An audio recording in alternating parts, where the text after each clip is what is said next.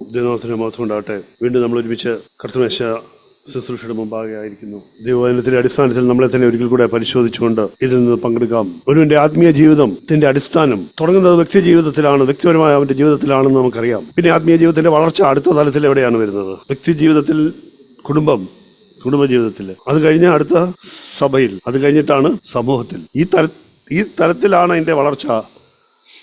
വ്യക്തി ജീവിതം കഴിഞ്ഞിട്ട് നേരെ സമൂഹത്തിനെ നന്നാക്കാനായിട്ട് പോയാൽ ശരിയാകത്തില്ല. ആദ്യം കുടുംബം, അത് കഴിഞ്ഞ് സഭയിലൊരു ജീവിതമുണ്ട്, ആ സഭാ ജീവിതം, അത് കഴിഞ്ഞിട്ടാണ് സമൂഹത്തിലേക്ക് അവൻ്റെ ജീവിതത്തിൻ്റെ ഒരു സാക്ഷ്യം ഉണ്ടാകുന്നത്. കഴിഞ്ഞ ആഴ്ചയിൽ ഞങ്ങൾ ആലപ്പുഴയിൽ ചിന്തിച്ചത് ക്രിസ്തുവിൻ്റെ സമാധാനം നിങ്ങളുടെ ഹൃദയങ്ങളിൽ വാഴട്ടെ എന്ന ദൈവിക പ്രമാണമാണ്. അതിന് തലയാഴ്ചയിലെ മെമ്മറി വേർഡ്സ് സമാധാനത്തിൻ്റെ ദൈവം പിശാചിനെ തൻ്റെ കാൽക്കീഴെ തകർത്ത് കളട്ടെ എന്നുള്ളതായിരുന്നു.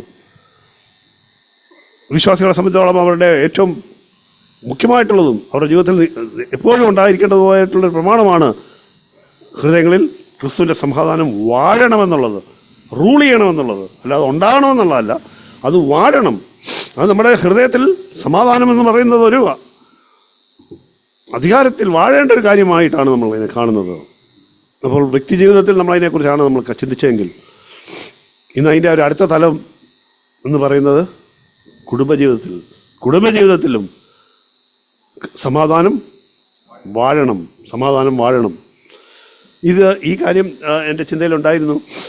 ഞാൻ അതിനെ സംബന്ധിച്ച് ഇങ്ങനെ ഇന്നത്തെ കർത്തൃമേശ ശുശ്രൂഷയുടെ ബന്ധത്തിൽ ഞാൻ അതിനെ സംബന്ധിച്ച് ചിന്തയിലായിരുന്നപ്പോൾ തന്നെയാണ് സാഗ്ബ്രൻ്റെ ഒരു മെസ്സേജ് കഴിഞ്ഞ ദിവസം വന്നു. പിന്നെ അവിടെ NCCF സഭയിൽ അവിടുത്തെ എൽഡറായിട്ടുള്ള ഇവിടെ കുറിച്ച് വെച്ചിട്ടുണ്ട്, ഓർമ്മയുണ്ടോ? വാൻ ഹായ് പാൻ എന്ന് പറഞ്ഞ ഒരു ചൈനീസ് ഒറിജിനാണെന്ന് തോന്നുന്നു.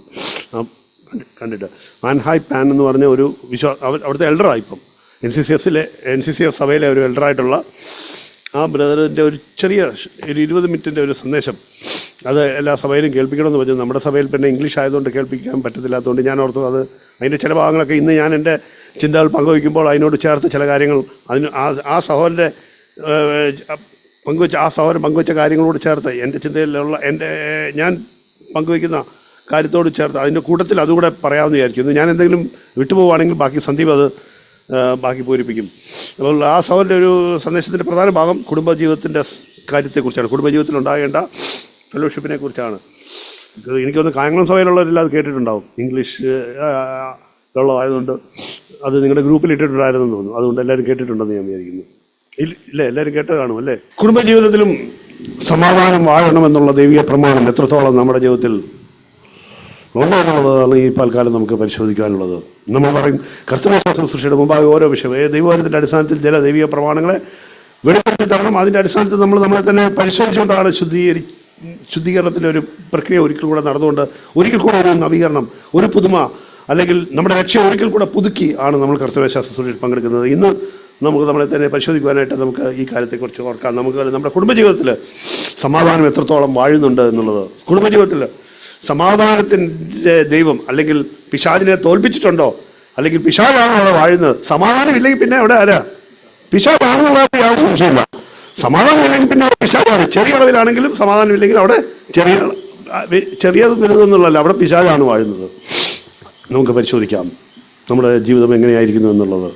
കുടുംബജീവിതത്തെ സംബന്ധിച്ചുള്ള ചില വേദഭാഗങ്ങൾ നമുക്ക് വായിക്കാം പ്രാരംഭത്തിൽ. അതിനുശേഷം അവിടെ കുടുംബജീവിതത്തിൽ ഭാര്യ ഭർത്തൃ ബന്ധത്തിൽ ഉണ്ടാകേണ്ട ചില കാര്യങ്ങളെക്കുറിച്ച് നമുക്ക് നോക്കാം. അതിന് എത്രത്തോളം ഗൗരവം നമ്മൾ കൊടുത്തിട്ടുണ്ട് എന്നുള്ളത് പരിശോധിക്കാം. നമുക്കറിയാം, അതുകൊണ്ടാണ് ഈ ജീവൻ കൊടുക്കുന്ന പുതിയ മന്ന എന്ന് പറഞ്ഞ് ഞാനത് എടുത്തു പറഞ്ഞതിൻ്റെ കാര്യം നമുക്കറിയാം. വചനം വെറുതെ ഇങ്ങനെ ആ അർത്ഥം മലയാളത്തിൽ അത് വായിച്ച് അതിൻ്റെ അർത്ഥം അറിയാം. പക്ഷെ അതിൻ്റെ പ്രായോഗിക തലത്തിൽ, നമ്മുടെ ജീവിതത്തിൻ്റെ തലത്തിൽ, നമ്മുടെ അനുഭവത്തിൻ്റെ തലത്തിൽ അത് എത്രത്തോളം നമ്മൾ അനുഭവിക്കുന്നു അല്ലെങ്കിൽ സത്യമായി തീർന്നിട്ടുണ്ടോ എന്നുള്ളതാണ് ഈ ആൾക്കാർ പരിശോധിക്കേണ്ടത്. അല്ലാതെ കേവലം ഒരു വചനം കേട്ടിട്ട് ഒരു കൽപ്പനയാണ് ഞാൻ അനുസരിക്കുന്നത് എന്നൊരു ചിന്തയിൽ പോകാനല്ല, അത് സത്യസന്ധമായിട്ട് എൻ്റെ എത്രത്തോളം നമ്മുടെ ജീവിതത്തിൽ അത് അനുഭവമായി തീർന്നിട്ടുണ്ടെന്നുള്ളത് പരിശോധിക്കണം. അത് പ്രായോഗികമായിട്ടുള്ള എങ്ങനെയാണെന്നുള്ളത് പരിശോധിക്കണം. അതാണ് വേണ്ടത്. നമുക്ക് ആ വേദഭാഗം ആദ്യം വായിക്കാം. ഏതാണ്? ഇന്ന് എല്ലാവർക്കും അറിയാം ഫാമിലി ലൈഫിനെ കുറിച്ച് പറയുന്ന ചില വേദഭാഗങ്ങൾ. ഒന്ന്, എല്ലാ കല്യാണത്തിലും വായിക്കുന്നൊരു ഭാഗം എഫെസ്യ ലേഖനം 5-ാം അധ്യായം. അതാദ്യം വായിക്കാം. എഫെസ്യ ലേഖനം 5-ാം അധ്യായം 22 മുതൽ 33 വരെയുള്ള വാക്യങ്ങൾ ആദ്യം വായിക്കാം.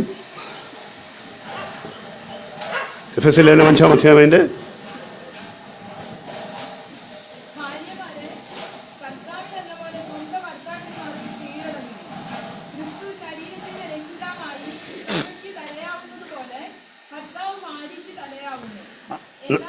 ഇത് മുന്നോട്ട് വായിക്കുന്ന മുമ്പേ ഒരു കാര്യം ആദ്യം പറയട്ടെ. ഭാര്യ ഭർത്തൃ ബന്ധത്തെക്കുറിച്ച് പറയുമ്പോൾ എന്താണ് അതിന് മുമ്പിൽ ആദ്യം പറയുന്നത്? എന്തിനു? സമാധാനം വാഴുന്നതിനെ കുറിച്ച് ചിന്തിച്ചോട്ടാണെന്ന് ഓർക്കണേ. സമാധാനം ഭവനങ്ങളിൽ വാഴുന്നതിൻ്റെ അടിസ്ഥാനത്തിലാണ് നമ്മൾ ഈ കാര്യങ്ങളിലേക്ക് പോകുന്നത്. വായിക്കാം.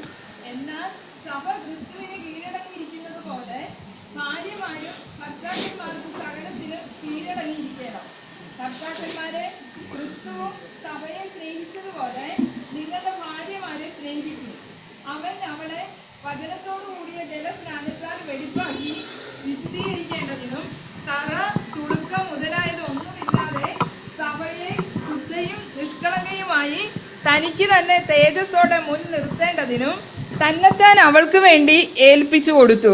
അവണ്ണം ഭർത്താക്കന്മാരും തങ്ങളുടെ ഭാര്യമാരെ സ്വന്തം ശരീരങ്ങളെ പോലെ സ്നേഹിക്കേണ്ടതാവുന്നു. ഭാര്യയെ സ്നേഹിക്കുന്നവൻ തന്നെത്താൻ സ്നേഹിക്കുന്നു. ആരും തൻ്റെ ജഡത്തെ ഒരു നാളും പകച്ചിട്ടില്ലല്ലോ. ക്രിസ്തുവും സഭയെ ചെയ്യുന്നത് പോലെ അതിനെ പോറ്റി പുലർത്തുകയത്രേ ചെയ്യുന്നത്.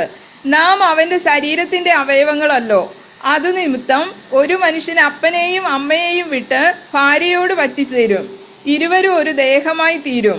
ഈ മർമ്മം വലിയത്. ഞാൻ ക്രിസ്തുവിനെയും സഭയെയും ഉദ്ദേശിച്ചത്രേ പറയുന്നത്. എന്നാൽ നിങ്ങളും അങ്ങനെ തന്നെ ഓരോരുത്തൻ താൻ്റെ ഭാര്യയെ തന്നെ പോലെ തന്നെ സ്നേഹിക്കണം. ഭാര്യയോ ഭർത്താവിനെ ഭയപ്പെടേണ്ടതാവുന്നു. അടുത്ത കൊലോസ്യ ലേഖനം. ഞാൻ ഈ ചിന്ത എൻ്റെ ഹൃദയത്തിലേക്ക് വരാൻ കാര്യം ഞാൻ ഈ ദിവസങ്ങളിൽ വായിച്ചുകൊണ്ടിരുന്ന കൊലോസ്യ ലേഖനമാണ്. അപ്പോൾ സമാധാനത്തിന്, ഭവനങ്ങളിലെ സമാധാനത്തെക്കുറിച്ച് തുടർന്ന് ചിന്തിക്കുവാനായിട്ട് എനിക്കൊരു പ്രേരണ ഉണ്ടായത് ഞാൻ കഴിഞ്ഞ ആഴ്ചയിൽ ഞാൻ വായിച്ചുകൊണ്ടിരുന്നത് കൊലോസ്യ ലേഖനത്തിലെ വേദഭാഗങ്ങളായിരുന്നു. അതിൻ്റെ കൂട്ടത്തിലാണ് ഈ സാഗ്രാൻ്റെ മെസ്സേജുകൾ വന്നത്. അപ്പോൾ അതുകൊണ്ട് ഒരു കൺഫർമേഷനായി ഈ ആഴ്ചയിൽ ഇത് തന്നെ പങ്കുവയ്ക്കാമെന്ന്. കൊലോസ്യ ലേഖനത്തിലെ വാക്യങ്ങൾ നമുക്ക് കൊലോസ്യ ലേഖനം 3:18 അല്ലേ, 18 മുതൽ ഇല്ല 25 വരെ പോകണമെന്നില്ല. അത് പിന്നെ ദാസന്മാരെ മക്കളെ നമുക്ക് ഇന്ന് ഭാര്യഭർത്തൃ ബന്ധത്തിലെ കാര്യം മാത്രം ചിന്തിക്കാം. ഭാര്യഭർത്തൃ ബന്ധത്തിലെ മക്കളുടെ കാര്യം നോക്കാം. അതുകൊണ്ട് 22 മുതൽ എഫെസ്യ ലേഖനത്തിൽ അതുകൊണ്ട് മക്കളുടെ കാര്യം പറയുന്നതും കൂടെ ഒന്ന് വായിക്കാം. എഫെസ്യ ലേഖനത്തിൽ അതിൻ്റെ 6-ാം അധ്യായം 1 മുതൽ 4 വരെയുള്ള വാക്യങ്ങൾ വായിച്ചതിന് ശേഷം നമുക്ക് കൊലോസ്യ ലേഖനത്തിലേക്ക് പോകാം. മക്കളെ, നിങ്ങളുടെ അമ്മയപ്പന്മാരെ കർത്താവിൽ അനുസരിപ്പിൻ. അത് ന്യായമല്ലോ. നിനക്ക് നന്മയുണ്ടാവുവാനും നീ ഭൂമിയിൽ ദീർഘായുസ്സോടിരിപ്പാനും നിന്റെ അപ്പനെയും അമ്മയെയും ബഹുമാനിക്കുക എന്നത് വാഗ്ദത്തത്തോടു കൂടിയ ആദ്യ കൽപ്പനയാവുന്നു. പിതാക്കന്മാരെ, നിങ്ങളുടെ മക്കളെ കോപിപ്പിക്കാതെ കർത്താവിൻ്റെ ബാലശിക്ഷയിലും പഥ്യോപദേശത്തിലും പോറ്റി വളർത്തുവിൻ. അടുത്ത കൊലോസ്യ ലേഖനം 3:18 മുതൽ 21 വരെയുള്ള വാക്യങ്ങൾ വായിക്കാം. 21 വരെ. ഭാര്യമാരെ, നിങ്ങളുടെ ഭർത്താക്കന്മാർക്ക് കർത്താവിൽ ഉചിതമാകും വണ്ണം കീഴടങ്ങുവിൻ. ഭർത്താക്കന്മാരെ, നിങ്ങളുടെ ഭാര്യമാരെ സ്നേഹിപ്പിൻ, അവരോട് കയ്പായി ഇരിക്കരുത്. മക്കളെ, നിങ്ങളുടെ അമ്മയപ്പന്മാരെ സകലത്തിലും അനുസരിപ്പിൻ. ഇത് കർത്താവിൻ്റെ ശിഷ്യന്മാരിൽ കണ്ടാൽ പ്രസാദകരമല്ലോ. പിതാക്കന്മാരെ, നിങ്ങളുടെ മക്കൾ അധൈര്യപ്പെടാതിരിക്കേണ്ടതിന് അവരെ കോപിപ്പിക്കരുത്. ഒരു വേദഭാഗം കൂടെ വായിക്കാം.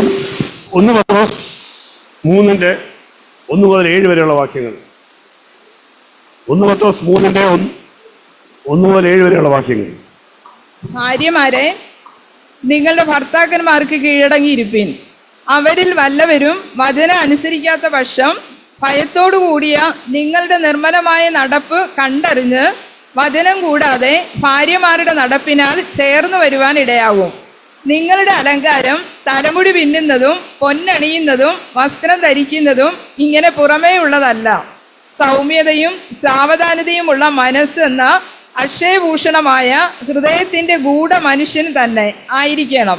അത് ദൈവസന്നിധിയിൽ വിലയേറിയതാവുന്നു. ഇങ്ങനെയല്ലോ പണ്ട് ദൈവത്തിൽ പ്രത്യാശ വച്ചിരുന്ന വിശുദ്ധ സ്ത്രീകൾ തങ്ങളെ തന്നെ അലങ്കരിച്ച് ഭർത്താക്കന്മാർക്ക് കീഴടങ്ങിയിരുന്നത്. അങ്ങനെ സാറ അബ്രഹാമിനെ യജമാനൻ എന്ന് വിളിച്ച് അനുസരിച്ചിരുന്നു.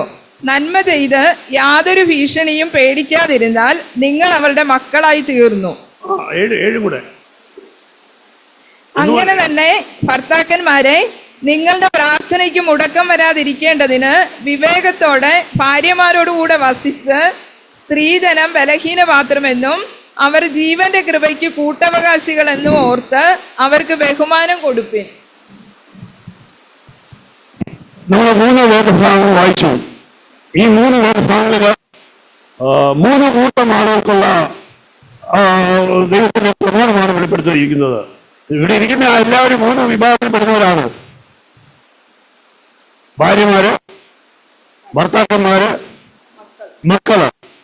ഈ 3നും പെടാത്തവരായിട്ട് ആരുമില്ല. ആരെങ്കിലും ഉണ്ടോ? ഈ 3 വിഭാഗത്തിൽ ഏതെങ്കിലും ഒന്നിൽ പെടാത്തവരായിട്ട് ആരെങ്കിലും ഉണ്ടോ? ഭാര്യമാരോ ഭർത്താക്കന്മാരോ മക്കളോ അല്ലാത്തവരാരും ഇടില്ല. അപ്പോൾ 3 വിഭാഗത്തിനും ഉള്ള ദൈവിക കൽപ്പനകളാണ് ഇവിടെ പറഞ്ഞിരിക്കുന്നത്. അപ്പോസ്തലൻ പറഞ്ഞു തുടങ്ങിയത് ആർക്കൊക്കെയാണ് ആദ്യം പറയുന്നത്? ഭാര്യമാരെ. അതുകൊണ്ട് നമുക്ക് ഭാര്യമാരെ കുറിച്ച് തന്നെ ആദ്യം ചിന്തിക്കാം. അപ്പോസ്തലൻ തുടങ്ങിയതായതുകൊണ്ട് ഭാര്യമാരെ, അപ്പോസ്തലൻ എല്ലാ രണ്ടുപേരും, പൗലോസും പത്രോസും ഭാര്യമാർക്കാണ് ആദ്യം പറയുന്നത്. ഭാര്യമാരെ എന്ന് പറഞ്ഞിട്ടാണ് പിന്നെ ഭർത്താക്കന്മാർക്ക് പറഞ്ഞിരിക്കുന്നത്. അപ്പോൾ ഭാര്യമാർക്കാണ് ഇമ്പോർട്ടൻസ് കൊടുത്തിരിക്കുന്നത്.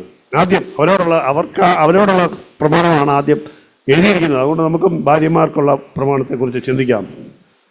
പക്ഷെ കൽപ്പനകൾ ഓരോന്നും എടുത്തു വെച്ച് നോക്കുവാണെങ്കിൽ അവിടെ നമുക്ക് ഭാര്യമാരോടുള്ളതിനേക്കാൾ കൂടുതൽ ഭർത്താക്കന്മാരോടാണ് പറഞ്ഞിരിക്കുന്നതെന്ന് കാണാം. ഭാര്യമാരോടുള്ളതിനേക്കാൾ കൂടുതൽ കൽപ്പനകൾ ഭർത്താക്കന്മാർക്കാണ് കൊടുത്തിരിക്കുന്നത്. ഭാര്യമാർക്ക് കുറവാണ്. ഭാര്യമാരെക്കാൾ ഏതാണ്ട് ഇരട്ടിയുള്ള കൽപ്പനകൾ ഭർത്താക്കന്മാർക്ക് കൊടുത്തിട്ടുണ്ട്.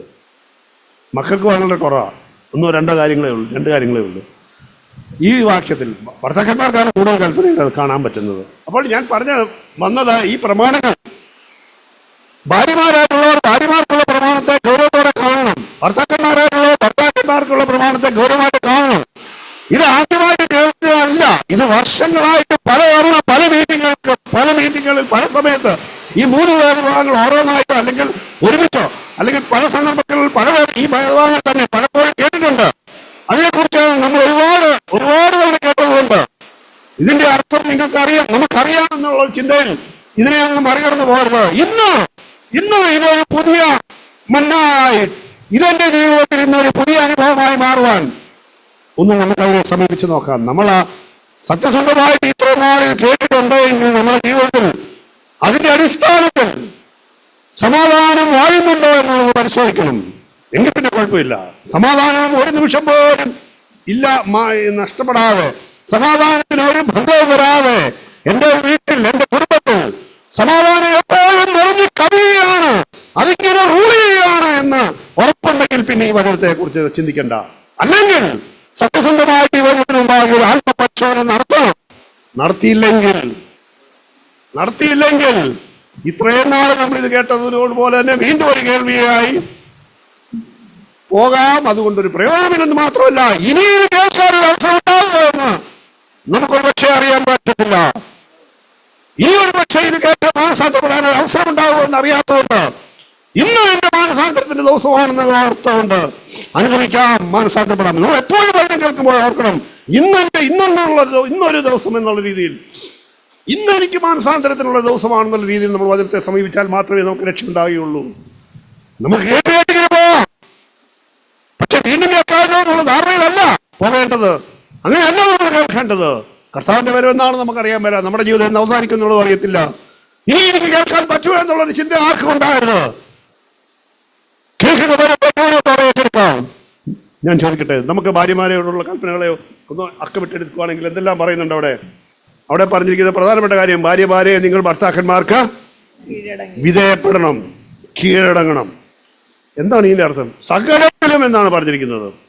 എല്ലാ 3 വേദഭാഗങ്ങൾ എടുത്തു നോക്കിയാൽ സകലത്തിലും എന്ന് പറയുമ്പോൾ അവിടെ ഏതെങ്കിലും തരത്തിലുള്ള ഒരു ഒഴിവുണ്ടോ? സകലത്തിലും കീഴടങ്ങണം. ഭർത്താവിന് എന്തെങ്കിലും കുഴപ്പമുണ്ടെങ്കിൽ പോലും കീഴടങ്ങണമെന്നാണ് പറഞ്ഞിരിക്കുന്നത്. കീഴടങ്ങി അനുസരിക്കണം. അങ്ങനെ ആണെങ്കിൽ അതിനാൽ തന്നെ നിന്റെ ഭർത്താവിനെ നിനക്ക് നേടാൻ പറ്റുമെന്ന് അപ്പോസ്തലൻ പത്രോസ് പറഞ്ഞിരിക്കുന്നു. അതുകൊണ്ട് തന്നെ അവിടെ കീഴടങ്ങുന്ന കാര്യത്തിൽ ശരിയായ കാര്യത്തിൽ മാത്രമേ ഞാൻ കീഴടങ്ങുകയുള്ളൂ. പാപം ഒഴികെ മറ്റെന്തിനും, പാപം ചെയ്യാൻ പ്രേരിപ്പിച്ചാൽ ചെയ്യണമെന്നല്ല, പാപം ഒഴികെ മറ്റെന്തിനും ഭർത്താവിനെ കീഴടങ്ങിയിരുന്നാൽ ആ ഭർത്താവിനെ നിന്റെ ആ കീഴടങ്ങൽ കൊണ്ട്, അനുസരണം കൊണ്ട് നേടാൻ പറ്റുമെന്നാണ് അപ്പോസ്തലനായ പത്രോസ് പറഞ്ഞിരിക്കുന്നത്. അപ്പോൾ കീഴടങ്ങുക എന്ന് പറയുമ്പോൾ അവിടെ പറഞ്ഞിരിക്കുന്നത് സകലത്തിലും എന്ന് പറഞ്ഞിരിക്കുന്നു. അതുപോലെ തന്നെ വേറൊരു കാര്യം പറഞ്ഞിരിക്കുന്നത് ക്രിസ്തുവിന് സഭ എങ്ങനെ കീഴ്പ്പെട്ടിരിക്കുന്നു അതുപോലെ കീഴടങ്ങണമെന്നാണ് പറഞ്ഞിരിക്കുന്നത്. അപ്പോൾ വെറുതെ അങ്ങ് കീഴടങ്ങുക എന്നല്ല പറഞ്ഞിരിക്കുന്നത്. ഭാര്യമാരോടാണ് ഇപ്പൊ പറയുന്നത്. ഭാര്യമാരായിട്ടുള്ളവർ ചിന്തിക്കണം, ഞാൻ കീഴടങ്ങിയിരിക്കുന്നു എന്ന് വെറുതെ ചിന്തിച്ചാൽ പോരാ. സഭ ക്രിസ്തുവിന് കീഴടങ്ങിയിരിക്കുന്ന പോലെ ഞാൻ എൻ്റെ ഭർത്താവിന് കീഴടങ്ങിയിരുന്നിട്ടുണ്ടോ, കീഴടങ്ങിയിരിക്കുന്നുണ്ടോ,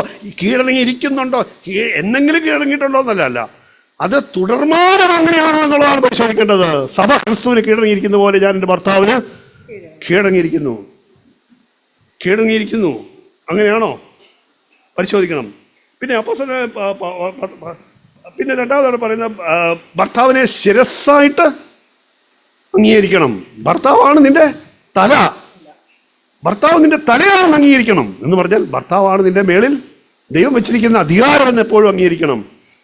അവിടെ പിന്നെ വേറൊരു കാര്യം അവിടെ പറയുന്നത്, ഭാര്യ ഭർത്താവിനെ വേണ്ടവണ്ണം ബഹുമാനിക്കണം, ആദരിക്കണം. ബഹുമാനം എന്ന് പറഞ്ഞിരിക്കുന്നു. ഈ ബഹുമാനം എന്ന് പറഞ്ഞിരിക്കുന്നതിനെ കുറിച്ച് അപ്പോൾ അതിനകത്ത് വിശദീകരിക്കാം. പത്രോസിന്റെ ലേഖനത്തിലേക്ക് വരാം. അവിടെയാണ് ആ സഹോദരൻ, അമേരിക്കയിലെ സഹോദരൻ പത്രോസിന്റെ ലേഖനത്തിൽ നിന്നാണ് കൂടുതൽ പറഞ്ഞിരിക്കുന്നത്. അവിടെ പത്രോസിന്റെ ലേഖനത്തിൽ ആ ലേഖനത്തിൽ ഇവിടെ കീഴടങ്ങിയിരിക്കണമെന്ന് പറഞ്ഞിരിക്കുന്നതിന്റെ കൂട്ടത്തിൽ ഉടനെ തന്നെ പറഞ്ഞിരിക്കുന്ന മറ്റൊരു കാര്യമുണ്ട്. എന്താണെന്നറിയാമോ? സഹോദരിമാരെ, നിങ്ങളുടെ അലങ്കാരം എന്തായിരിക്കണമെന്നാണ് പറഞ്ഞിരിക്കുന്നു. വിധേയപ്പെടണമെന്ന് പറഞ്ഞോ. അതിൻ്റെ ഉടനെ വിധേയപ്പെടണമെങ്കിൽ അവിടെ എന്ത് വേണമെന്നുള്ള അവിടെ ഉത്തരവുണ്ട്. വിധേയപ്പെടാൻ പറ്റണമെങ്കിൽ അവിടെ വേറൊരു കാര്യം വേണം. എന്താണെന്നറിയാമോ? അവിടെ ആ വാക്യം വായിക്കാം, പത്രോസിന്റെ ലേഖനത്തിലെ ആ വാക്യം വായിക്കാം. പത്രോസിന്റെ ലേഖനം 3-ാം അധ്യായം അതിന്റെ 2-ാം വാക്യം മുതൽ വായിക്കാം. 1-ാം വാക്യത്തിൽ പറഞ്ഞിരിക്കുന്നത് കൽപ്പനയാണ്, ഭാര്യമാരെ ഭർത്താക്കന്മാർക്ക് വിധേയപ്പെടുവിൻ. അത് കഴിഞ്ഞിട്ട് 2-ാം വാക്യം മുതലൊന്ന് വായിക്കാം. നിങ്ങളുടെ നിർമ്മലമായ നടപ്പ് കണ്ടറിഞ്ഞ് വചനം കൂടാതെ ഭാര്യമാരുടെ നടപ്പിനാൽ ചേർന്ന് വരുവാൻ ഇടയാകും. നിങ്ങളുടെ അലങ്കാരം തലമുടി പിന്നുന്നതും പൊന്നണിയുന്നതും വസ്ത്രം ധരിക്കുന്നതും ഇങ്ങനെ പുറമേയുള്ളതല്ല, സൗമ്യതയും സാവധാനതയുമുള്ള മനസ്സെന്ന അക്ഷയഭൂഷണമായ ഹൃദയത്തിന്റെ ഗൂഢ മനുഷ്യൻ തന്നെ ആയിരിക്കണം. എന്താണ് അവിടെ പറഞ്ഞിരിക്കുന്നത്? എന്താണ് ഈ അലങ്കാരം എന്ന് പറയുന്നത്? ആഭരണമല്ല എന്ന് പറഞ്ഞാൽ ആഭരണം ഉപേക്ഷിച്ചുകൊണ്ട് ഒരു കാര്യമില്ല. ആഭരണം ഉപേക്ഷിച്ചുകൊണ്ട് മാത്രമല്ല, അതല്ലെന്നേ പറഞ്ഞിട്ടുള്ളൂ. അല്ലെങ്കിൽ വസ്ത്രം, വിലയേറിയ വസ്ത്രം ഒന്നും ധരിക്കരുത് എന്ന് പറഞ്ഞാൽ അതൊരിക്കലും ധരിക്കാതിരുന്നുകൊണ്ടും കാര്യമില്ല.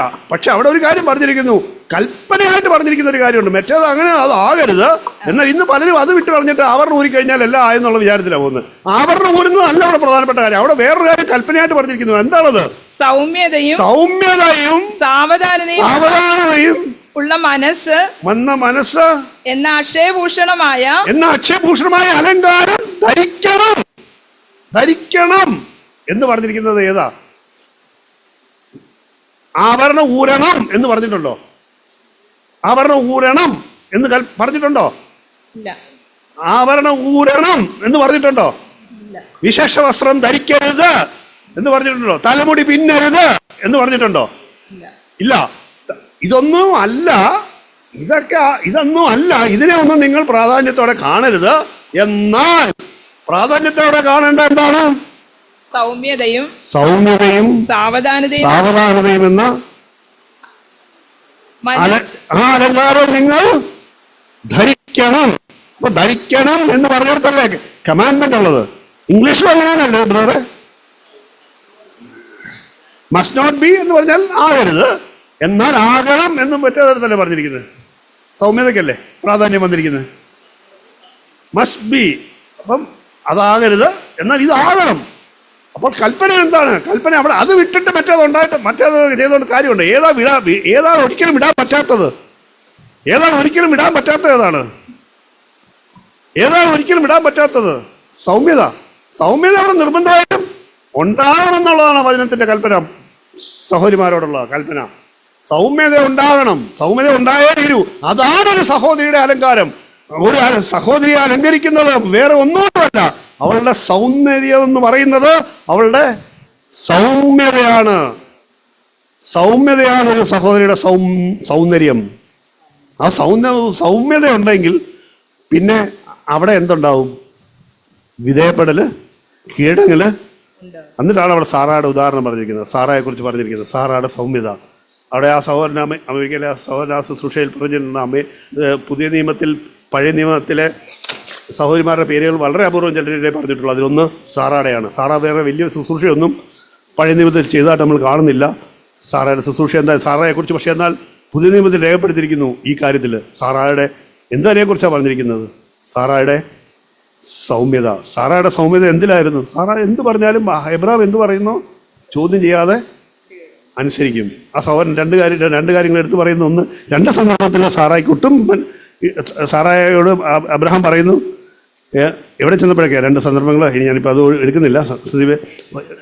വേറെ ഒന്ന് ഈജിപ്തിൽ ചെന്നപ്പോഴും ഒന്ന് അബീമേലെക്കിൻ്റെ അടുത്ത് ചെന്നപ്പോഴും രണ്ട് സ്ഥലത്തും സാറായോട് പറയുവാണ്, നീ അവിടെ ചെല്ലുമ്പോൾ പറയണം നീ എൻ്റെ ഭാര്യയല്ല സഹോദരിയാണെന്ന് പറയണം. സാറാ ചോദ്യം ചെയ്യാതെ അങ്ങനെ ചെയ്തു. ആദ്യത്തെ തവണ കഴിഞ്ഞിട്ട് രണ്ടാമത്തെ തവണ ആകുമ്പോഴെങ്കിലും സാറായിക്ക് പറയാമല്ലോ, ഇത് നേരത്തെ ഒന്നിങ്ങനെ ദൈവം നമ്മളെ ഇനിയും വേണോ, പക്ഷെ ഒരു ചോദ്യം ചെയ്യാതെ സാറാ അവിടെ അനുസരിച്ചു. അത് ആ സഹോദരൻ എടുത്ത് പറയുന്നൊരു കാര്യം. ഞാനതിപ്പം അത് നിങ്ങൾക്ക് മനസ്സിലാക്കാൻ വേണ്ടിയിട്ട് ഞാനത് പറഞ്ഞു. നമ്മൾ മനസ്സിലാക്കണം സാറായുടെ ആ സൗമ്യത, സാറാ കീഴടങ്ങിയ ആ മനോഭാവം, അതാണ് എന്താണ് നീ എൻ്റെ സഹോദരിയാണെന്ന് പറയണമെന്ന് പറഞ്ഞപ്പോൾ. പക്ഷേ ദൈവം അവരെ സംരക്ഷിച്ചുള്ളൂ എന്നുള്ള വിശ്വാസം എബ്രാമിനുണ്ടായിരുന്നുകൊണ്ട് അത് പറഞ്ഞു. പക്ഷേ സാറ അതൊന്നും അറിഞ്ഞില്ല. സാറ എബ്രാമിന് കീഴടങ്ങിയിരുന്നു എന്ന് മാത്രമല്ല, ബഹുമാനിക്കണമെന്ന് അവിടെ പറഞ്ഞിരിക്കുന്ന ഒരു കാര്യമുണ്ട്. നമ്മൾ നേരത്തെ ബഹുമാനിക്കണമെന്ന് വായിച്ചു. സാറായുടെ ബഹുമാനത്തെക്കുറിച്ച് അവിടെ വായിക്കുന്നത് എന്താണ്? അവൾ ബഹുമാനിച്ചോണ്ട് എങ്ങനെയാ, എന്താ ബഹുമാനം അവിടെ വെളിവാകുന്നത് എങ്ങനെയാണ്? യജമാനൻ എന്ന് വിളിച്ചു. എന്റെ ദൈവമേ, നിങ്ങൾ ആരും ഇനിയും നമ്മൾ ഭർത്താക്കന്മാരെ യജമാനനെ എന്നൊന്നും വിളിക്കാനല്ല ഞാൻ ഈ പറയാൻ പോകുന്ന കൽപ്പന. ഇതിന്റെ അടിസ്ഥാനത്തിൽ ഇനിയും നാളെ പോലെ നിങ്ങൾ ആരും നിങ്ങളുടെ ഭർത്താക്കന്മാരെ യജമാനനെ എന്ന് വിളിക്കണമെന്നല്ല.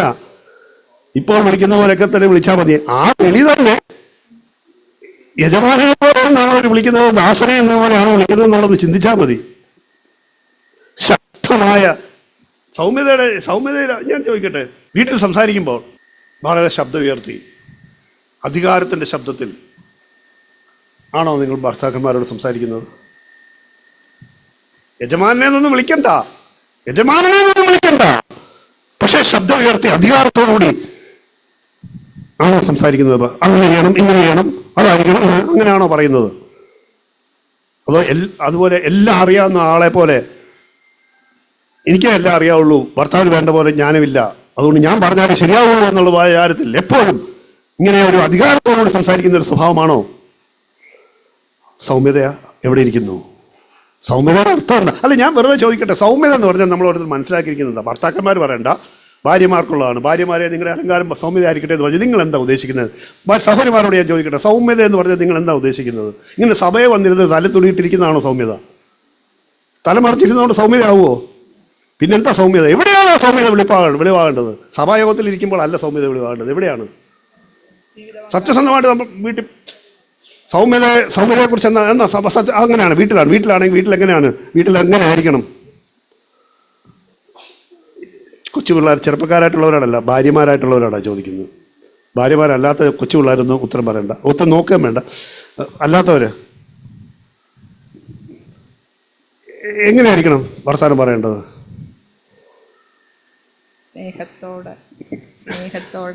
സ്നേഹത്തോടെ സ്നേഹം ഉണ്ടാവണം, ബഹുമാനത്തോടെ,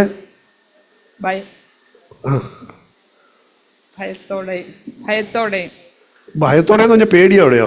ഭർത്താവ് എന്തെങ്കിലും ഇടിക്കുമോ എന്ന് പേടിച്ചോ? പിന്നെ പേടിയോടെ എന്നല്ല, ദൈവത്തിന്റെ ദൈവഭയത്തോടെ. ഇതൊക്കെ തിയറി എല്ലാവർക്കും നല്ലതായിട്ട് അറിയാം. പക്ഷെ സത്യസന്ധമായിട്ട് വീട്ടിൽ അങ്ങനെയാണ് സംസാരിക്കുന്നതെന്നൊന്ന് പരിശോധിക്കുക. സത്യസന്ധമായിട്ട് പരിശോധിക്കുമ്പോൾ നമ്മുടെ സൗമ്യതയുടെ അലങ്കാരം എത്രത്തോളം ഉണ്ടെന്നുള്ളത് തിരിച്ചറിയാൻ പറ്റും. എല്ലാം എനിക്കറിയാമെന്നുള്ള വിചാരത്തോടുകൂടി ഭർത്താവിനെ എപ്പോഴും കറക്റ്റ് ചെയ്യാൻ ശ്രമിക്കുന്നത് ഭാര്യമാർ സൗമ്യത കണ്ടിട്ടില്ല, അറിഞ്ഞിട്ടില്ല. എപ്പോഴും ശബ്ദമുയർത്തി സംസാരിക്കുന്ന ഭാര്യമാർ സൗമ്യത എന്താണെന്ന് അറിഞ്ഞിട്ടില്ല. എപ്പോഴും തർക്കുത്തരം പറയുന്ന ഭാര്യമാർ സൗമ്യത എന്താണെന്ന് മനസ്സിലാക്കിയിട്ടില്ല. അവരുടെ അലങ്കാരം സൗമ്യതയല്ല. അവരെ സൗന്ദര്യത്താൽ അവരുടെ അലങ്കാരം സൗമ്യതയാലല്ല അവർ അലങ്കരിച്ചിരിക്കുന്നത്. വേറെ കാര്യമുണ്ട്, എനിക്കെല്ലാം അറിയാമെന്നുള്ള വിചാരം വരുമ്പോൾ തന്നെ നമ്മൾ ദൈവകൃപ നഷ്ടപ്പെടുത്തുന്നത്. എന്തുകൊണ്ടാ നഗരം വന്നിരിക്കുന്നവിടെ എനിക്കെല്ലാം അറിയാമെന്നുള്ളൊരു ചിന്ത ആരാണല്ലോ എല്ലാത്തിനും കയറി ഇങ്ങനെ അഭിപ്രായം പറയുന്നത്. എല്ലാത്തിനും കയറി ഭർത്താവിന് കീഴടങ്ങില്ല എന്ന് പോട്ടെ, കീഴടങ്ങാതെ തന്നെ എല്ലാത്തിനും കയറി അധികാരത്തോടുകൂടി വർത്താനം പറയുകയാണെങ്കിൽ അവിടെ എന്ത് വന്നു കഴിഞ്ഞു? നിഗളം വന്നു കഴിഞ്ഞു, ദൈവകൃപ നഷ്ടപ്പെട്ടു കഴിഞ്ഞു, ദൈവം ശത്രുപക്ഷത്തായി കഴിഞ്ഞു. പിന്നെ അതിനേക്കാൾ കൂടുതൽ എന്താ സംഭവിക്കാനുള്ളത്? പിന്നെ ആ ഭവനത്തിൽ പിന്നെ വേറെ എന്താ സംഭവിക്കാനുള്ളത്? ഭയത്തോടുകൂടി ദൈവമുന്നിൽ ഇരിക്കണം, ഭയത്തോടുകൂടി ദൈവമുമ്പാകെ ആയിരിക്കുക. ദൈവമുമ്പാകെ ഭയത്തോടെ ഹൃദയം കഠിനപ്പെടരുത്. ഇന്ന് ദൈവത്തിൻ്റെ ശബ്ദം കേൾക്കുന്നുവെങ്കിൽ ഹൃദയം കഠിനമാക്കാതെ ഇതെൻ്റെ രക്ഷയുടെ ദിവസമെന്ന് വിചാരിക്കുക, മാനസാന്തരത്തിൻ്റെ ദിവസമെന്ന് വിചാരിക്കുക. സൗമ്യതയാണ്. യജമാനനെ എന്ന് വിളിക്കുന്നിടത്തല്ല, അവിടെ ഒരു ആത്മാവാണ്. സാറയുടെ ആത്മാവ് യജമാനനെ എന്ന് വിളിക്കുന്നിടത്തൊരു വിധേയപ്പെടലുണ്ട്. സകലത്തിലും എനിക്ക് എൻ്റെ തലയായവനില്ല, കുഴപ്പമുണ്ടെങ്കിലും പ്രശ്നമുണ്ടെങ്കിലും ഞാൻ എൻ്റെ ഭർത്താവിനെപ്പോഴും കീഴടങ്ങിയിരിക്കുന്നു, വിധേയപ്പെട്ടിരിക്കുന്നു. സഹോദരിമാരെ, ഇത് നിങ്ങൾക്ക് ഒരു ദിവസത്തേക്കുള്ള അല്ല, ഒരു മാസത്തേക്കുള്ള അല്ല, ഇത് ജീവിതകാലം മുഴുവനുള്ള ദൈവിക പ്രമാണമാണെന്ന് വിശ്വസിക്കണം. ആ പ്രമാണത്തിൻ്റെ അടിസ്ഥാനത്തിലാണ് നമുക്ക് ക്രിസ്തീയ ജീവിതമുള്ളൂ, ആത്മീയ വളർച്ചയുള്ളൂ എന്നുള്ളത് വിശ്വസിക്കണം. സമാധാനം വാഴുന്ന ഭവനങ്ങളിൽ ഒന്നാമത് വേണ്ടത് അതാണ്. ഭാര്യമാർ ഭർത്താക്കന്മാർക്ക് കീഴടങ്ങിയിരിക്കണം, വിധേയപ്പെട്ടിരിക്കണം. അവർക്ക് നേരത്തെ പറഞ്ഞല്ലോ, അവർ ശിരസ് എന്നുള്ള അംഗീകാരം കൊടുക്കണം, അവരെ ബഹുമാനിക്കണം. ഇത് നടക്കുന്നില്ല എങ്കിൽ അവിടെ സമാധാനം ഉണ്ടാകുകയില്ല. പിശാചായിരിക്കും അവിടെ വാഴുന്നത്. സാത്താനെ കാൽക്കീഴാക്കുന്ന ദൈവത്തിൻ്റെ പ്രവൃത്തി അവിടെ നടക്കണമെങ്കിൽ ദൈവീയ പ്രമാണത്തിനൊരു പ്രാധാന്യമുണ്ടായിരിക്കണം. ദൈവീയ പ്രമാണത്തെ അവിടെ ഗൗരവത്തോടെ കാണണം. നമുക്ക് ഇത്രയും പറയുമ്പോൾ ഭാര്യമാരെ അങ്ങ് വിഷമിച്ചിരിക്കുക. ഭാര്യമാരെ അങ്ങ് പറഞ്ഞ് അങ്ങ് ശരിയാക്കാൻ. ഭർത്താക്കന്മാർക്കൊന്നും പറയണ്ടല്ലോ, ഭർത്താക്കന്മാർ അങ്ങ് ഭയങ്കര മിടുക്കന്മാരാണല്ലോ എന്ന്. അല്ല, ഭർത്താക്കന്മാർക്ക് ഒരുപാട് കൽപ്പനകളുണ്ട്.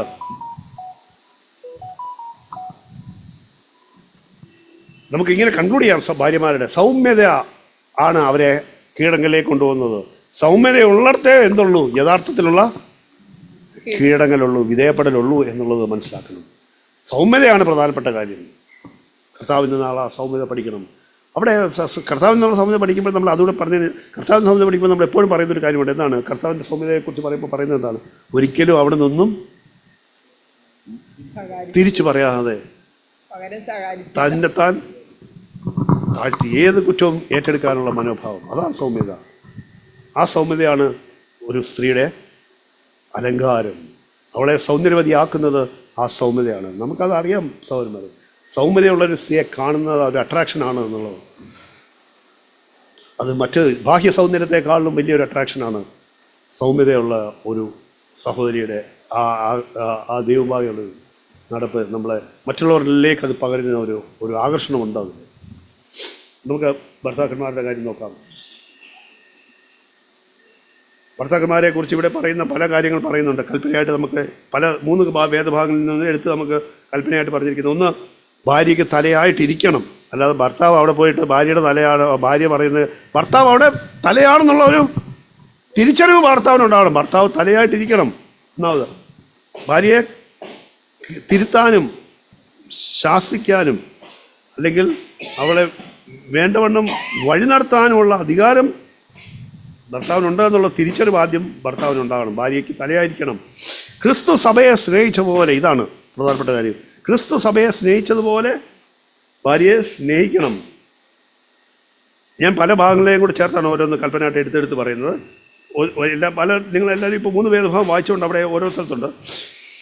പിന്നെ മൂന്നാമതൊരു കാര്യം കാണാം, അവളെ സ്വന്തം ശരീരം എന്ന പോലെ ഭാര്യയെ സ്നേഹിക്കണം. പിന്നെ എഫെസ്യ ലേഖനത്തിലാണ് കൂടുതൽ കാര്യങ്ങളുള്ളത്. ഭാര്യയെ സംരക്ഷിക്കണം.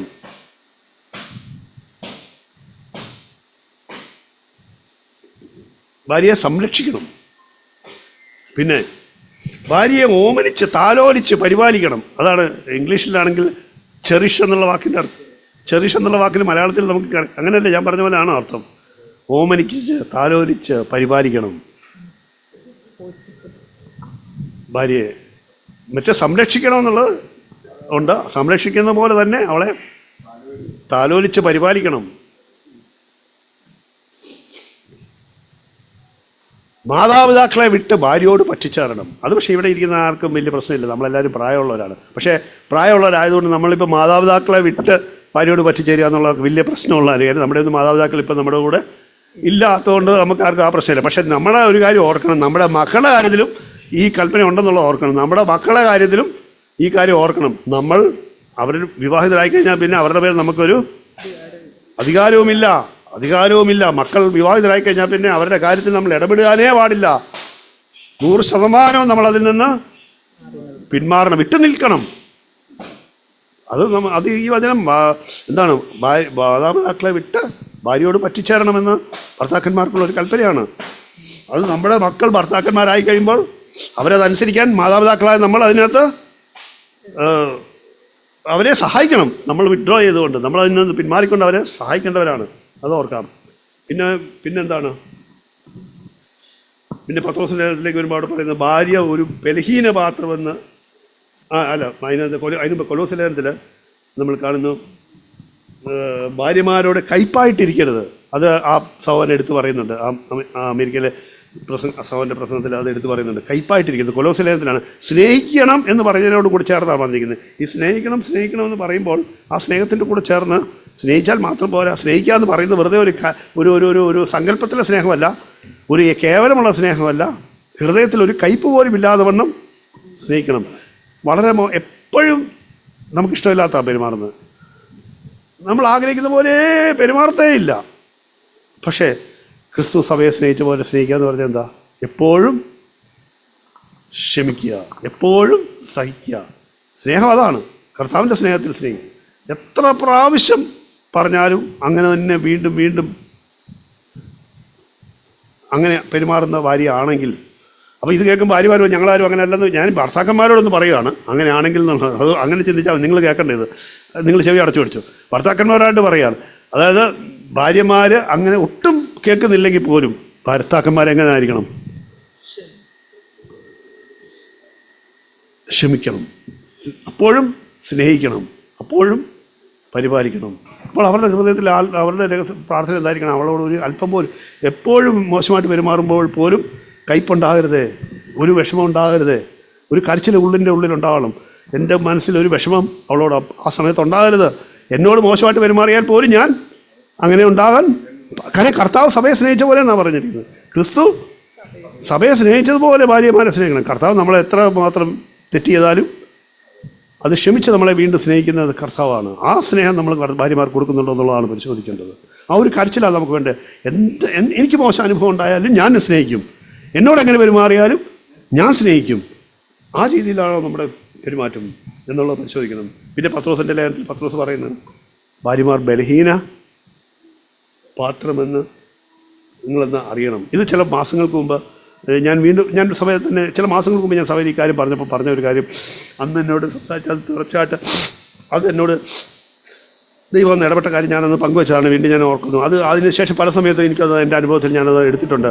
ഭാര്യയ്ക്ക് എന്തെങ്കിലും ഒരു തെറ്റ് പറ്റിയാൽ ആ തെറ്റിനെ ഒരിക്കലും ഒരു വീഴ്ചയായിട്ട് കാണാം. നമുക്ക് തെറ്റിനെ നമുക്ക് തെറ്റിനെ രണ്ട് രീതിയിൽ കാണാം. തെറ്റിനെ എങ്ങനെ കാണാം? ഭാര്യയ്ക്ക് ഒരു തെറ്റ് പറ്റി അതിനെ എങ്ങനെ കാണാം? അതിനെ ഒരു കുറ്റമായിട്ടും കാണാം, അത് അവളുടെ ഒരു ബലഹീനതയായിട്ടും കാണാം.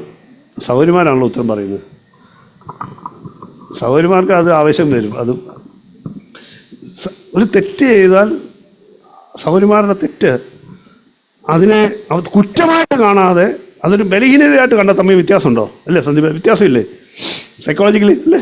കുറ്റമായിട്ട് കാണുന്നതും ബലഹീനതയായിട്ട് കാണുന്നത് തമ്മിൽ. അപ്പോൾ ഭാര്യമാരുടെ തെറ്റിനെ എങ്ങനെ നമ്മൾ കാണും? ഭാര്യമാരുടെ തെറ്റിനെ ഭർത്താക്കന്മാരോടാണ് ചോദിക്കുന്നത്. ഭാര്യമാരൊരു തെറ്റ് ചെയ്തതായിട്ട് കണ്ടാൽ ആ തെറ്റിനെ നമ്മൾ എങ്ങനെ കാണുന്നതാണ് നല്ലത്? കുറ്റമായിട്ടോ ബലഹീനതയായിട്ടോ ഏതാണ് നല്ലത്? ബലഹീനതയായിട്ട് കാണുന്നതാണ് നല്ലത്. ബലഹീനതയായിട്ട് കണ്ടാൽ നമ്മൾ അവരെ താങ്ങി അവർക്ക് വേണ്ടിയിട്ട് പ്രാർത്ഥിക്കും. താലോലിച്ചുകൊണ്ടിരുന്നാൽ പിന്നെ ബലഹീനത അവിടെ തന്നെ. അത് വേറൊരു ബന്ധത്തിലാണ് പറഞ്ഞത്. ബലഹീനതയിൽ ഞാൻ പറഞ്ഞ മുഴുവൻ കേൾക്ക്. ഞാൻ പറഞ്ഞ എന്നാന്നറിയാം, ബലഹീനതയിൽ അവരെ താങ്ങി അവളെ കുറ്റപ്പെടുത്തരുത്. അതാണ്, കുറ്റപ്പെടുത്തുന്നതിന് പകരം ബലഹീനതയാണെന്ന് കണ്ട് വേണ്ട സഹായം കൊടുക്കണം. അതാണ്. അത് കഴിഞ്ഞ് അതിൻ്റെ കൂട്ടത്തിൽ തന്നെ പത്രോസ് പറഞ്ഞിരിക്കുന്ന വേറൊരു കാര്യമുണ്ട്. കൃപയ്ക്ക് കൂട്ടവകാശിയായതുകൊണ്ട് അവളെ നീ ആദരിക്കണം, ബഹുമാനിക്കണം. നേരത്തെ ഭർത്താവിനെ ബഹുമാനിക്കണമെന്ന് ഭാര്യമാരോട് പറഞ്ഞിരിക്കുന്ന പോലെ തന്നെ ഭർത്താക്കന്മാരോട് പറഞ്ഞിരിക്കുന്നു, നീ ഭാര്യയെ ബഹുമാനിക്കണം. ഭാര്യയ്ക്ക് ആവശ്യമായിട്ടുള്ള റെസ്പെക്റ്റ് കൊടുക്കണം, ഭാര്യയെ വേണ്ടവണ്ണം ബഹുമാനിക്കണം, ഭാര്യയ്ക്ക് വേണ്ട ബഹുമാനം കൊടുക്കണം. പ്രിയമുള്ളവരെ, നമുക്ക് ഞാനിത് പറയുമ്പോൾ ഞാൻ പല മേഖല ചില കാര്യങ്ങളിലൊക്കെ ഞാനും ഇപ്പോൾ പോരാടിക്കൊണ്ടിരിക്കുന്ന കാര്യങ്ങൾ തന്നെയാണ്. വേണ്ടവണ്ണം ബഹുമാനം ഭാര്യയ്ക്ക് കൊടുക്കുന്നുണ്ടോ എന്ന് ചോദിച്ചാൽ ചിലപ്പോൾ പൂർണ്ണമായിട്ട് വചനപ്രകാരം ആണെന്ന് എനിക്ക് പറയാൻ പറ്റത്തില്ല. പക്ഷേ ഞാൻ വിട്ടുകൊടുക്കുന്നില്ല, ഞാൻ പോരാടുന്നു. ഞാൻ ദൈവസന്നിധിയിൽ ഏറ്റു പറഞ്ഞുകൊണ്ട് പോരാടുന്നു, ഞാനത് സമർപ്പിക്കുന്നു.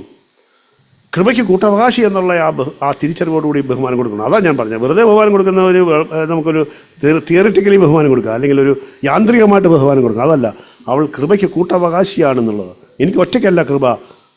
ദൈവം ഭാര്യ ഭർത്താക്കന്മാരെ ഒരുമിച്ച് സഭയായി വിളിച്ചിരിക്കുമ്പോൾ അവരെ സഭയിൽ ഒരുമിച്ച് നിൽക്കുന്ന ഭാര്യ ഭർത്താക്കന്മാർക്ക് കൃപ കൂട്ടവകാശമായിട്ടാണ് നൽകിയിരിക്കുന്നത്. അവരുടെ കൂട്ടവകാശിയായിരിക്കുന്നു എന്ന് മാത്രമല്ല, അത് ചെയ്തില്ലെങ്കിൽ അവിടെ പ്രാർത്ഥനയ്ക്ക് ഭംഗം വരുമെന്നാണ് പറഞ്ഞിരിക്കുന്നത്. പ്രാർത്ഥനയ്ക്ക് തടസ്സം വരും എന്നാണ് അവിടെ പറഞ്ഞിരിക്കുന്നത്. ആ അർത്ഥത്തിൽ നമ്മൾ അതിനെ മനസ്സിലാക്കണം. ആരോടായി പറയുന്നത്? ഭർത്താക്കന്മാരെ നിങ്ങളുടെ ഭാര്യമാരെ അവർ കൃപയ്ക്ക് കൂട്ടവകാശികളെന്ന് കരുതി ബഹുമാനിക്കണം, പ്രാർത്ഥനയ്ക്ക് ഭംഗം വരാതിരിക്കേണ്ടത്. അതുകൂടാതെ അവരെ ബലഹീനപാത്രമെന്ന് കണ്ട്, അവരുടെ കുറവല്ല ബലഹീനതയാണെന്നുള്ളത് തിരിച്ചറിഞ്ഞ് അവരെ താങ്ങണം. അപ്പോൾ നമുക്ക് ഒരു കാര്യം ഒരു കാര്യത്തിൽ ഭർത്താവ് ഒരു കാര്യം ഭാര്യയിലൊരു കുഴപ്പം കണ്ടാൽ ഭർത്താവിന് തിരുത്തണ്ടേ? തീർച്ചയായിട്ടും തിരുത്തണം. ആ തിരുത്തുന്നത് അവരുടെ ഒരു ബലഹീനതയാണെന്ന് കണ്ട് തിരുത്തുമ്പോൾ ഭാര്യ സൗമ്യത ഇല്ലാത്തവളാണെങ്കിൽ എങ്ങനെ അതിനെ സ്വീകരിക്കും? സൗമ്യത ഉണ്ടെങ്കിൽ അതിനെ എങ്ങനെ സ്വീകരിക്കും? എൻ്റെ ഭർത്താവ് എന്നോടുള്ള സ്നേഹത്തിൽ എൻ്റെ നന്മയ്ക്കായിട്ട് എന്നോട് പറഞ്ഞു. സൗമ്യത ഇല്ലാത്തൊരു ഭാര്യയാണെങ്കിൽ എങ്ങനെ എന്നെ സ്വീകരിക്കും? ഈ മനുഷ്യനെ എപ്പോഴും എന്നെ കുറ്റപ്പെടുത്താനല്ലാതെ എപ്പോഴും എന്നെ കുറ്റപ്പെടുത്തലല്ലാതെ ഒരിക്കലും സ്നേഹം കാണത്തില്ല. സ്നേഹം കാണാനത്ത കുരുടായി പോകും. ഈ മനുഷ്യൻ എപ്പോഴും എന്നെ കുറ്റപ്പെടുത്താനേ പറ്റുള്ളൂ. ഈ മനുഷ്യനെന്നൊന്നും ചിലപ്പോൾ പറയത്തില്ലായിരിക്കും. അത് ഞാൻ കുറച്ചുകൂടെ ഞാനൊന്ന് കടത്തി പറഞ്ഞതാണ്. എപ്പോഴും എന്നെ കുറ്റപ്പെടുത്തലേ ഉള്ളൂ. അത് സൗമ്യതയാ? സൗമ്യത ഇല്ലായ്മ. അത് അങ്ങനെയുള്ളൊരു സ്ത്രീക്ക് സൗന്ദര്യമുണ്ടോ? നമ്മൾ പറയുന്ന ആത്മാവിൻ്റെ സൗന്ദര്യമുണ്ടോ? ഇല്ല. എല്ലാവർക്കും കാര്യങ്ങൾ മനസ്സിലായിട്ടുണ്ട്. ഭാര്യ-ഭർത്തൃ ബന്ധത്തിൽ സമാധാനം വാഴണമെങ്കിൽ ദൈവിക പ്രമാണത്തെ ദൈവിക പ്രമാണമെന്ന് കണ്ട് അനുസരിക്കണം. ദൈവിക പ്രമാണമെന്ന് കണ്ട് 100% അനുസരിക്കണം. നമ്മളാരും തികഞ്ഞവരായിട്ടില്ല. പക്ഷേ ഇന്ന് ഒരു കാര്യം ചെയ്താൽ മതി, സത്യസന്ധതയുള്ളവരായാൽ മതി. ദൈവസന്നിധിയിൽ സത്യസന്ധത മാത്രം മതി. എന്നെ ദൈവമേ മുന്നോട്ട് കൊണ്ടുപോകണമേ. ഞാൻ ഇതുവരെ കേട്ടിട്ടുണ്ട് ഒരുപാട് തവണ ഈ കാര്യങ്ങൾ. ഭർത്താവിന് കീഴടങ്ങണം. ഞാൻ ചോദിക്കട്ടെ സഹോദരിമാരെ, ഭാര്യമാരെ ഭർത്താക്കന്മാർക്ക് കീഴടങ്ങി നിന്ന് എത്ര തവണ കേട്ടിട്ടുണ്ട്? എണ്ണി പറയാമോ എത്ര തവണ കേട്ടിട്ടുണ്ടെന്ന്? എണ്ണാൻ പറ്റത്തില്ല, അതുപോലെ കേട്ടിട്ടുണ്ട്. ഭർത്താക്കന്മാരെ ഭാര്യമാരെ സ്നേഹിക്കണമെന്ന് എത്ര തവണ കേട്ടിട്ടുണ്ട്? ഒരുപാട് തവണ കേട്ടിട്ടുണ്ട്.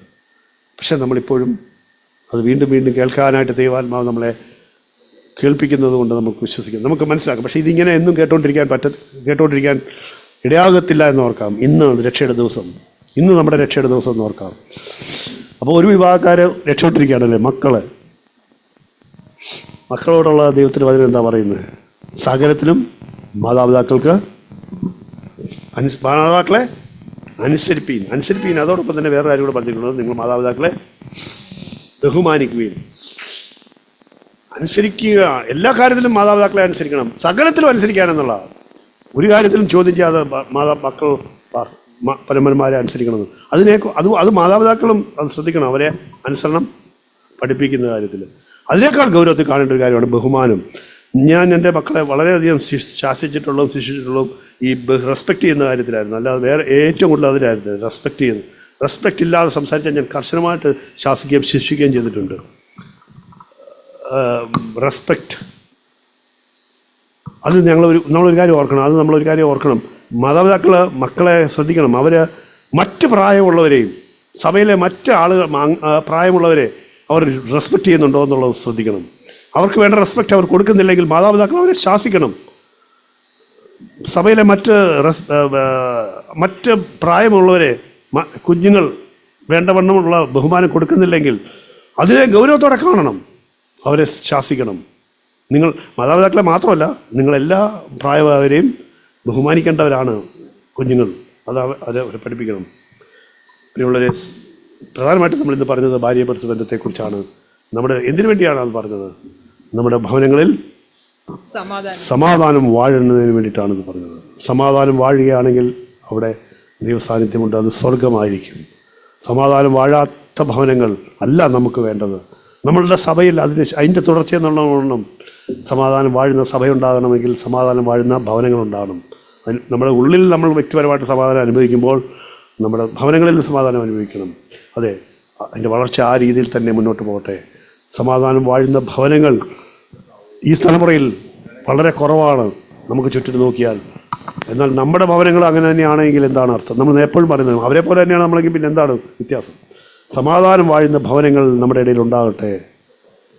ഇന്ന് കേട്ട ദൈവവചനം ഇന്ന് പുതിയ വചനം പോലെ, പുതിയ മന്ന പോലെ നമ്മുടെ ജീവിതത്തിലൊരു തിരുത്തലിനായിട്ട്, കഴുകലിനായിട്ട്, മാനസാന്തരത്തിനായിട്ട് സത്യസന്ധതയോടെ ഏറ്റെടുക്കാം. ആരാണ് ഏറ്റെടുക്കുന്നത് അവർ രക്ഷ പ്രാപിക്കും. ഇനി ഞാൻ കേട്ടു, ഇത് എത്ര തവണ കേട്ടിട്ടുള്ള, ഇതിങ്ങനെയൊന്നും വലിയ അർത്ഥമില്ല എന്ന് ചിന്തിച്ചാൽ അവർ നാശത്തിലേക്ക് ഓടിപ്പോകും എന്ന് മാത്രമേ പറയാൻ പറ്റുള്ളൂ. ഞാൻ എൻ്റെ ജീവിതത്തിൽ ഇത് ഗൗരവത്തോടെ കണ്ടുകൊണ്ടാണ് ഇത് പറയുന്നത്. ഞാൻ തികഞ്ഞവനെ പോലെ അല്ല പറയുന്നത്, സത്യസന്ധമായിട്ട് ഞാൻ പറയാം. ഭർത്താക്കന്മാരെ, ഞാൻ നിങ്ങളെപ്പോലെ തന്നെ പോരാടുന്നൊരു ഭർത്താവായിട്ടാണ് പറയുന്നത്. പക്ഷേ ഞാൻ സത്യസന്ധമായിട്ട് ഞാൻ പറയുന്നു, ഞാൻ പോരാടുന്നുണ്ട്, ഞാൻ ഇതിനെ വിട്ടുകളയുന്നില്ല. ഇതാണ് എനിക്കുള്ള പ്രമാണം എന്നുള്ളത് ഞാൻ ഏറ്റുപറയുന്നു. ഇതാണ് എൻ്റെ എനിക്ക് ദൈവം വെച്ചിരിക്കുന്ന പ്രമാണം. ഞാൻ അതിനായിട്ട് കൂടുതൽ ദൈവത്തിൻ്റെ പരിശുദ്ധാത്മ ശക്തിക്കായിട്ട് പ്രാർത്ഥിക്കുന്നു. ഞാൻ കൂടുതൽ പക്ഷേ ഞാൻ പറയാം, എനിക്ക് ഇന്നലത്തേക്കാൾ ഓരോ ദിവസം വളരുന്നുണ്ടോ എന്നുള്ളത് സത്യസന്ധമായിട്ട് എനിക്ക് സാക്ഷ്യം പറയാൻ പറ്റും. കഴിഞ്ഞ മാസത്തേക്കാൾ ഞാൻ ഈ മാസം കൂടുതൽ വളർന്നുവെന്ന് എനിക്ക് ഉറപ്പായിട്ട് പറയാൻ പറ്റും. ക്ഷമിക്കുന്ന കാര്യത്തിലായാലും, ഭാര്യയെ ബലഹീന പാത്രമെന്ന് കാര്യത്തിലായാലും, ഓരോ കൽപ്പനകളെ പ്രമാണിക്കുന്നതിൽ. പക്ഷേ ഞാൻ ഇനിയും അതിൻ്റെ സാഗ്ലർ പറയുന്ന പോലെ ആ മല നമ്മളിങ്ങനെ കയറിക്കൊണ്ടിരിക്കുകയാണ്. കീഴടക്കുന്ന ഒരു കാലം വന്നേ ഉള്ളൂ. പക്ഷേ നമ്മൾ കയറുന്നുണ്ട് എന്നുള്ള ഉറപ്പാക്കണം. അല്ലാതെ ഇത് ഇങ്ങനെയൊക്കെ കേൾക്കാം. നമുക്കതൊന്നും അല്ല വേണ്ടു. ആഴത്തിലുള്ള വേറെ കാര്യങ്ങളൊക്കെ പറയും, വലിയ കാര്യങ്ങളൊക്കെ പറയും, വലിയ സംഭവങ്ങളെല്ലാം പറയും. ഇവിടെ യൂട്യൂബിലൊക്കെ ഏത് വേണേലും കേൾക്കുക, ഒത്തിരി യൂട്യൂബ് കേൾക്കുക, ഒരുപാട് പ്രസംഗങ്ങൾ കേൾക്കുക, ഒരുപാട് വചനത്തിൻ്റെ ഡിസ്കഷൻസ് നടത്തുക, ഒരുപാട്. അതൊന്നുമല്ല. ലളിതമായിട്ടുള്ള ചില വചനങ്ങൾ ജീവിതത്തിൽ, നമ്മുടെ ഭവനങ്ങളിൽ, നമ്മുടെ വ്യക്തിജീവിതത്തിൽ പ്രമാണിക്കുന്നുള്ളതെന്നുള്ളതാണ് കർത്താവ് നോക്കുന്നത്. നമുക്ക് വലിയ കാര്യങ്ങളെല്ലാം വിട്ട് ദൈനംദിന ജീവിതത്തിൽ, നമ്മുടെ കുടുംബജീവിതത്തിൽ, നമ്മുടെ പ്രായോഗികമായിട്ട് നമ്മുടെ ജീവിതത്തിൽ എത്രത്തോളം നമ്മൾ ഈ പ്രമാണത്തെ ഗൗരവത്തോടെ കാണുന്നുണ്ടെന്നുള്ളത് പരിശോധിക്കാം. ഇന്ന് രക്ഷയുടെ ദിവസമായി കണ്ട് അനുതാപത്തോടെ മാനസാന്തരപ്പെട്ട് യോഗ്യതയോടെ കർത്തവ്യശയിൽ പങ്കെടുക്കാം. ദൈവം നമ്മളെ സഹായിക്കും. ആമേൻ.